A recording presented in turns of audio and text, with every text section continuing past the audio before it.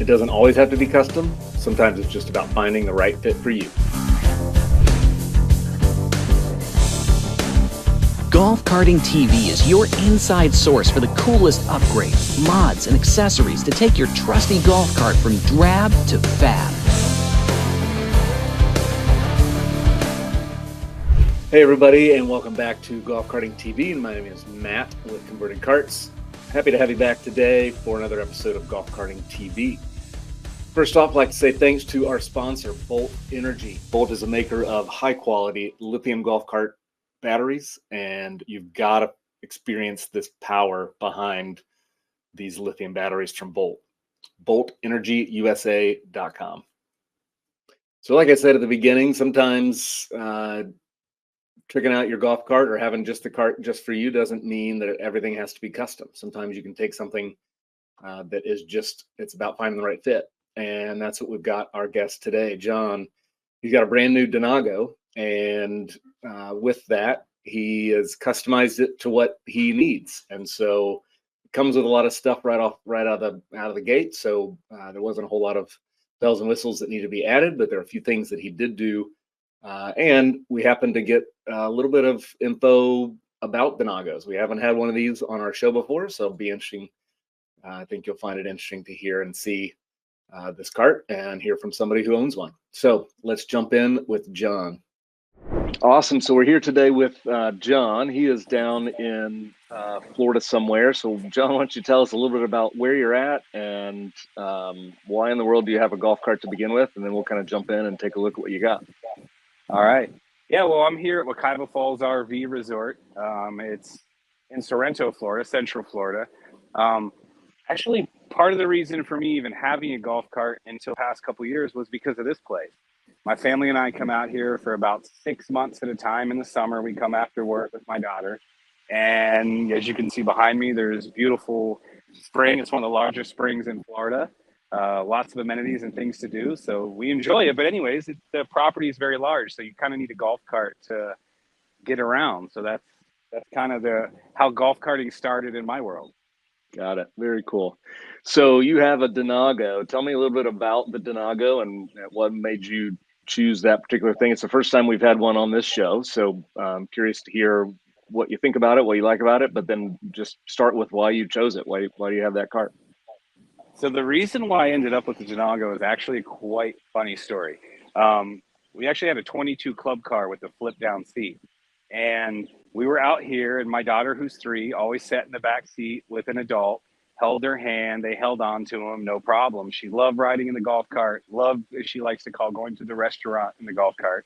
We were here, and we hit a speed bump going probably a mile an hour, and she just slid out of the seat, hit the pavement, and kind of landed face first, which we all of our hearts stopped. Well, fast forward this winter when the golf cart's back at our house in the garage, and we go to the store and restaurants. She wouldn't get near it. She wouldn't get in it. She cried, she screamed, wanted nothing to do with it.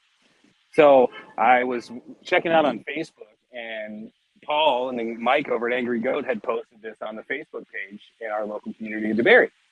I realized it's forward facing, which me and the wife had talked about. Maybe that's a better solution, seat belts and things like that. So one Saturday morning, I said, let's go look at cars, I told her. And she goes, yes, Daddy, let's go. So me and the wife and her went down to Angry Goat. And the first thing she said when she walked up to the cart is, she goes, Daddy, seatbelt, safety, I know fall out. And right then and there, my wife kind of looked at me and laughed, and she goes, you better get your checkbook because it's coming home with us. That's awesome. That's kind of how we ended up with the Denago, forward facing to look at it. But how we ended up buying it was we went down there with a friend of mine to Paul's, and I climbed up under this because I wanted to see every flaw in it because I've never heard of the brand. I know nothing about it other than what you read online. And I really couldn't find anything underneath of it to make me say I don't want to buy this car. You know, it's an aluminum powder-coated chassis.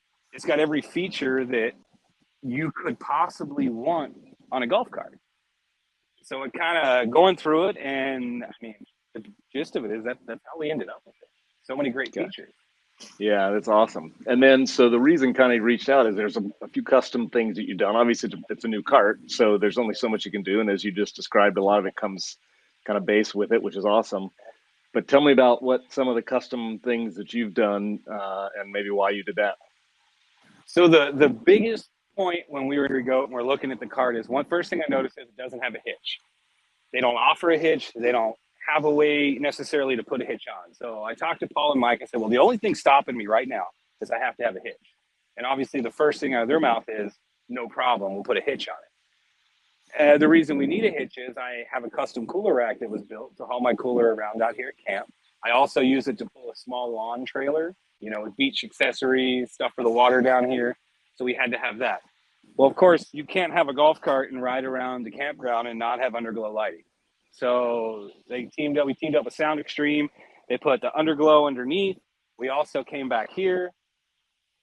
Paul was adamant about the whips, and I wasn't sure. Oh, I'm not sure. I'm so glad I did it. We did the 2 foots. They made some custom brackets. They put custom brackets on it to keep them nice and flush to the back of the cart. So during the day, you really don't notice them if you don't want them on. But the hitch is like the main thing that they did. So with the hitch here, the one thing cool first thing they noticed when I got it back, they didn't just cut a square out of here. They actually routed it around, rounded the corners off. It is a 2-inch hitch. Well, the funny part to the story is they actually did this for a friend of mine the week before. So when they got my cart and we're getting ready to do it, Mike's like, no, we're not doing the same hitch we did on your buddy's cart.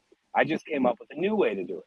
So he redid the hitch differently than the previous cart, and then ended up actually getting my buddy's cart back and doing it. Now, the guys over there said, you can pull anything. The tongue weight's crazy. Their motto to me was, if we both can't stand on a cooler on the back of this and not break it, and it not break, then we don't want it. So, Gotcha. it's hard to see up underneath here, but it looks like it was built and made for the cart and came with the cart. That's kind of what I wanted. Right. I didn't want nothing sticking out the bottom down here. I wanted it nice and flush in. Very cool. And then you said you added the light. So there's just underglow. Do you have it up under the top? Yeah, so you have the whips. We did the underglow just on the bottom. So, it has the rock lights. I believe it's a 36-inch strip that goes under each side. Then you have the strips and the wheel wells, your rock lights. And then we did the whips on the back. So it's got a four channel controller underneath. It's all controlled via Bluetooth through an app. Nice. And so I assume your daughter likes riding around in it now just fine, right? She loves riding around in it, to the fact to where on Fridays, she's getting to the age where she knows it's Friday. So her big thing is go to school, go to camp, ride golf cart. And to be honest, one of the things I love is the armrest. Something so simple, but obviously she sits in the back, so she puts her arm on the armrest and buckles her seatbelt. And it's great to share it with the family like that. That's awesome. Very cool. Any other thoughts that you have on the cart itself that, just for people who, like you said, have never heard about it, but have seen it online or heard some things or whatever, any just general thoughts or points on it? A couple things that I noticed with the cart right away compared to other brands out there is it kind of comes out the door with everything you could want in a golf cart. It's got running boards, it's got brush guard, it's got daytime running lights, high beams, low beams, horn that, sounds like a car. It's got Android Auto, it's got Apple CarPlay. One actual really cool thing that they do have, and I know a lot of people don't like it, but for me personally, it's not that bad, is the tap key system. So what it is it's just a key card, kind of like a Tesla. You just tap it, it turns it on, you tap it, it turns it off. To be brutally honest, it may not be the best solution, but I leave my cart on all day when we're here. I turn it on in the morning, I leave it on all day, and I drive around. We'll have the whips going, music playing all day. I'll plug it in, and it's at like 75% with the lithium battery. It does have an onboard 105 amp hour lithium battery. Okay. Yeah, that's what I was going to ask next. Yeah, exactly. 5 kilowatt AC motor. One of the big selling points to me as well, besides the fact that my daughter climbed inside of it and loved it, is it does have a 110 2,000 watt inverter, which the average person probably wouldn't need this on a golf cart. But for me personally, we do crazy things with it. Football season, which I have some brackets, we'll go into that another time, that'll mount onto the back of the golf cart where we put our TV. So we can go down the tiki bar, we can plug in, have our Roku stick and TV playing, watching football. This time of the year, as you can tell, because I'm probably sweating, it's super muggy and hot here in Florida. So I have a big Ryobi fan that I plug in there in the evening when we're just sitting out here having dinner or having some drinks. So that's a really cool feature as well in my mind. Nice. That is cool. I'm a fan just of just the look, I think, of the front end. That front grille to me is just really cool and stand out. It's different than most other carts out there. Yeah, and it does look mean. I mean, this light here is just crazy. And I'll give you a little demo here of the like LEDs and the turn signals. I mean, it's high beams, low beams, light bar. I mean, brush guard. The suspension's adjustable. It has 3 different adjustment settings on it. So depending on your use, which is great. And by the way, it is street legal. I don't know if I mentioned that. DOT windshield, 3-point seat belts, everything's ready to go. Which to me is a plus, because most of the time you buy a golf cart, you got to go through that whole process and change everything over. And the Denagos come from the factory like that. Right. And does it have a setting that's like starts at 20 and then you can bump it up to 25 or something like that? So it does. There's 2 settings on here. You have D and S. D is your standard 15 mile an hour roll. It will not go over 15. When you go to S, you're now pushing LSV, so you're 25 miles an hour.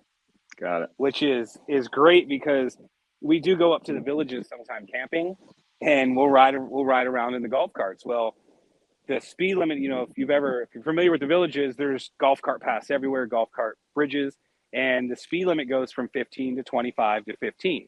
And believe it or not, cops actually sit there and radar people going in golf cart. So it's nice because you can put it to D mode and you know you're not going to go over the speed limit, which is, to me, fantastic. Yeah, that's cool. That's cool. Well, that's awesome, John. I really appreciate you taking the time and walking us through this. I think there's some, you know, obviously it's a brand new cart, so there's not a ton of custom, but it's neat to see, you know, just some of the unique things that you've done. And then we love the guys out there at Angry Goat. Paul and Mike are fantastic. And so it's cool to see what they've been able to do a few custom things for you as well, which is nice. Absolutely. And actually, they're still working on some more stuff for us.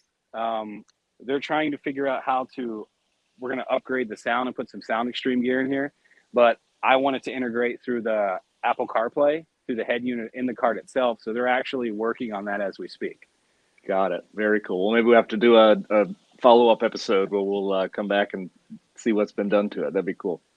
Absolutely. Awesome. Well, thanks, John. Really appreciate you coming out for us today.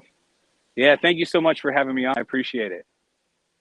So I think John might be a professional. He's the best person I've had on camera yet. He even had a camera guy that was holding the camera, and he sounded great. But he did a great job explaining the benefits and how much he likes his cart and why he did what he did there. So great story, great cart, and hopefully you enjoyed that with me.